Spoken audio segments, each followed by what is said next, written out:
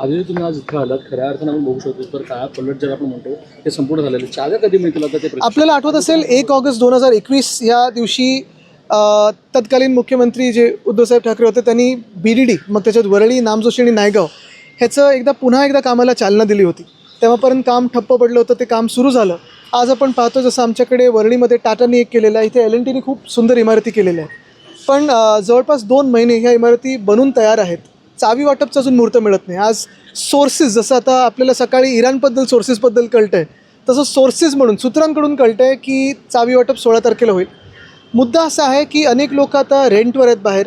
11 महिन्याचं रेंट त्यांना भरावं लागतं. ते रिन्यू करायचं की नाही करायचं, चावी कधी मिळणार, कारण आता जर हे सगळ्या खोळ्या बनवून आता 2 महिने झाले असतील, डीप क्लीन किती वेळा करणार, कधीतरी हस्तांतरित करायला लागतील. तर मुख्यमंत्री लवकरात लवकर मुहूर्त काढावा ही आज आपल्या माध्यमातून आम्ही पुन्हा एकदा मागणी करतो आहे. मागच्या महिन्यात देखील मागणी केली होती पेपरमध्ये बातमी आल्यानंतर, आणि हाच मुद्दा आहे की लवकरात लवकर ते लोक शिफ्ट झाले की पुढच्या टप्प्याला काम सुरू होऊ शकतं. मात्र सगळ्यानंतर प्रश्न हा उरतो की या सगळ्या लोकांचं एकत्र येऊन एक कार्यक्रम सोहळा होईल, ह्यासाठी सगळे टाळाटाळ केली जातात. नाही, आता अनेक गोष्टी तशाच आहेत ना. आता बघा तुम्ही, गोराईमध्ये मॅनग्रोव्ह पार्क आम्ही केले, अजूनही उद्घाटन झालं नाही. 3-4 महिने बनून, 6 महिने झाले बनून तयार आहे. वनराईची आपली रेल्वे आहे संजय गांधी नॅशनल पार्कमध्ये, ती पण तशीच आहे. हे आता तसं आहे, अनेक गोष्टी ह्या बनून तयार आहेत आणि उद्घाटन होत नाही आहेत. हे कशासाठी, दिरंगाई कशासाठी, कुठचा मुहूर्त काढताय? म्हाडाचे CEO आहेत जयस्वाल, त्यांनी शिक्कामोर्तब केले आज की 16 तारखेला हा संपूर्ण कार्यक्रम मुख्यमंत्री, उपमुख्यमंत्री आणि इतर मान्यवरांच्या उपस्थितीत. निश्चितपणे आज आमची व्हिजिट लागली आणि आज त्यांना तारीख मिळालेली आहे. मी हा इम्पॅक्टच समजतो. पण गेले 2 महिने आपणच प्रेसच्या माध्यमातून सांगता की हे तयार असूनही होत नाही आहे. तुम्ही एक एक्सपोज केलेली आहे की मुख्यमंत्र्यांनी महाराष्ट्रातले जे हाल सुरू आहे त्यावर निवेदन द्यावं, केंद्राने हे सगळं थांबावं. आज आपण पाहिलं असेल अनेक रेस्टॉरंट्सकडून हे आपल्याला कळत आहे की रेस्टॉरंट्स बंद पडत आहेत गॅसमुळे, किंवा कुठे पाईप्ड गॅस जो आहे महानगरचा तो कमी पडायला लागलेला आहे. अनेक ठिकाणून अशाच्या बातम्या येत आहेत. भीती लोकांच्या मनात बसलेली आहे आणि माझं स्पष्ट मत आहे की मुख्यमंत्र्यांनी निवेदन करावं, किंबहुना प्रेस कॉन्फरन्स घ्यावी आणि आपले प्रश्न जे असतील ते पण त्याचं उत्तर द्यावं. कारण इराण युद्धामध्ये जे काही दुष्परिणाम आपल्याला भोगायला लागणार आहेत पुढच्या 2-3 महिन्यांसाठी, ते खूप भयानक असतील. ॲटलिस्ट आपली तयारी तर होईल, मनाची तयारी होईल, आणि काय नक्की दुष्परिणाम असतील आपल्याला कळतील. कारण पहिलं क्षेत्र जे आता इफेक्ट होणार आहे ते म्हणजे सेवा क्षेत्र आहे. आणि आपण पाहिलं असेल आर्थिक पाहणी अहवालामध्ये सेवा क्षेत्र हे महाराष्ट्रातलं वाढणारं क्षेत्र आहे. तेच जर इम्पॅक्ट झालं तर मग पुढे काय?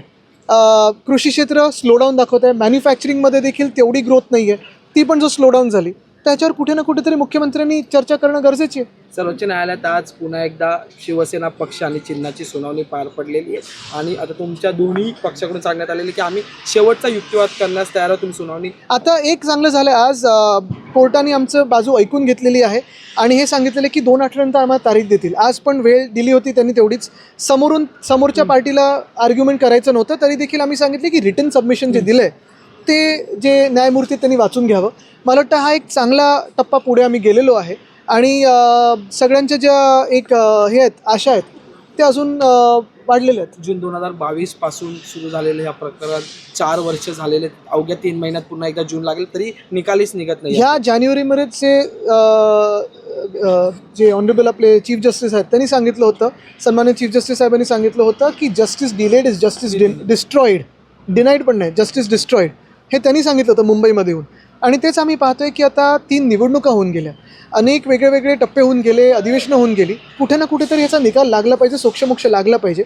पण जसं मी सांगितलं की आजची जी सुनावणी झालेली आहे त्याच्यात आमच्या आशा पुन्हा एकदा वाढलेल्या आहेत, कारण कोर्टाने आमची बाजू ऐकून घेतलेली आहे. रिटन सबमिशन्स मागितलेले आहेत जे आम्ही सबमिट केलेले आहेत. आता समोरच्या बाजूकडून आर्ग्युमेंट होणं गरजेचं आहे. ते झालं की विषय मार्गी लागेल असं वाटायला लागलेलं आहे. Sir, in English, I want to ask you, like you are here, there is the multiple visits you are doing to provide the keys to the citizens. Like, how do you look into that? The BDD Naigaon has been ready for the last 3 or 4 months. They've done a fantastic job after we started off with the work on 1st August 2021. I'm here because I want to remind the government that this project is ready and they need to start distributing the keys and let the people move in. Aditya, very importantly, as we all know, because of the LPG crisis which is going on entire country, which is affecting Mumbai as well. Apart from that, there's not even a single statement which has been given by the Prime Minister, not even by any state. For the entire situation, how will you look into this and what will you tell to the citizen of this country about this? I think what is very important is the war in the Middle East or West Asia, whatever you may call it. It's going to have its repercussions on our country and especially on Maharashtra. It is very important that the Prime Minister speaks directly to the nation, that he addresses a press conference, takes questions from the media people. Likewise, at our state level, the Chief Minister of Maharashtra should do that, because the war in the Middle East is going to affect our service sector, especially in Maharashtra, which is growing. It is going to affect the manufacturing sector, it is going to affect agriculture, it's going to affect daily lives of people. In such a scenario, we all understand that we will all have to face some hardships, but it is better that the Prime Minister makes us aware of the hardships that we will face as a country and takes questions from the people. One last question, come early and go early, which has been announced by the government.